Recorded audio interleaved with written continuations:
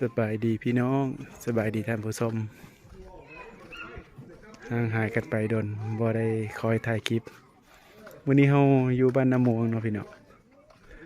ลงมาเวียหรือว่าลงมาร่วมกิจกรรมนำโครงการสวนเลยได้มีโอกาสมาถ่ายบ้านน้ำมวงให้พี่น้องได้เบิ่งได้ชมน้ำกันช่วงนี้ถือว่าเป็นหน้าฝนเนาะหน้าฝนเดือน8เดือนเก้าเนาะเป็นฤดูฝนแน่บรรยากาศบ้านเพิ่นช่วงฤดูฝนบรรยากาศดีเนาะพี่น้อง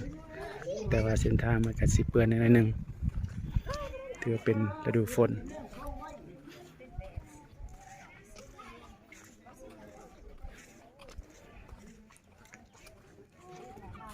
บ้านน้ำม่วงก็เป็นบ้านหนึ่งที่ขึ้นกับเมืองว่าปีแขวงสารวัตรนะพี่น้องถือว่าระยะทางจากตัวเมืองหาบ้านน้ำม่วงก็บ่ไกลนะพี่น้องประมาณ20กิโลหรือว่า20ลักออกจากตัวเมืองมาถือว่าเส้นทางในโซนนี้ก็สิลำบากแน่นอนพี่น้องประมาณนี้ทางมันจะเปื้อนแน่ฝนตกหลายถือว่าเขาลงมาในวันนี้ก็ลงมาเวียรวมนำโครงการสวนเนาะรวมนำโครงการสวนก็เลยมีโอกาสได้มาถ่ายคลิปวิดีโอให้พ่อแม่พี่น้องได้เบิ่งเนาะถือว่าในบ้านนี้ส่วนหลายก็เฮือนยังเป็นทรงไม้หลายนะเนาะเป็นทรงไม้ทรงโบราณ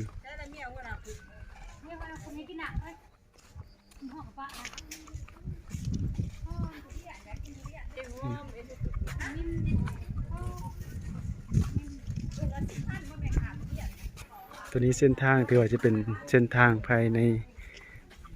กลางบ้านเลยเนาะตัวนี้ถือว่าอ้อมนี่ก็จะเป็นเฮือนพ่อแม่ประชาชนแล้วยังเป็นเฮือนทรงไม้เนาะทรงไม้โบราณเฮือนทรงไม้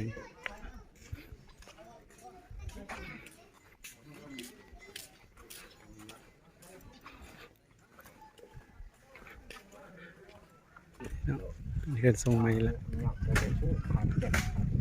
มื้อนี้ถือว่าฝนหยุดตกนะพี่น้องถือว่า3 มื้อขึ้นหลังนี่ฝนตกหลายการไปมากก็ค่อนข้างลำบากนำเส้นทางถือว่ามื้อนี้มีแดดออกนำมื้อนี้แดดออกแล้วฝนก็หยุดตก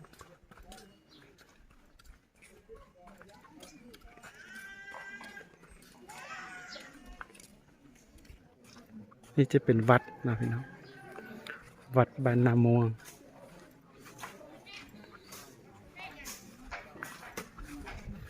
วัดเพิ่นก็กำลังมีการพัฒนาเนาะก็สิมบ่หรือว่าหอแจกเนาะพี่น้องเป็นวัดครั้งนี้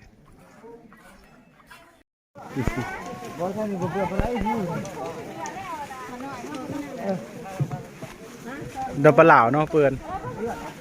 อนามัยรวมบ้านนาม่วง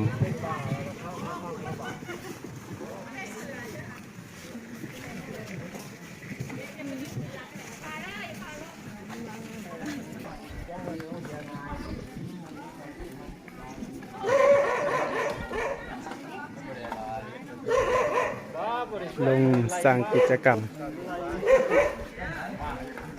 พา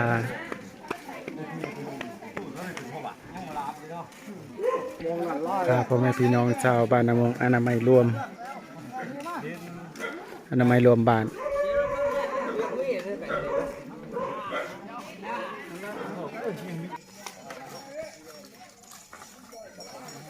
อนามัยรวมบ้านทำลายแรงผูกพันของยุงลายบ้านน้ำม่วงเนาะเขาลงมาเฮ็ดกิจกรรมเดี๋ยวเรามาร่วมกิจกรรมนำโครงการสวน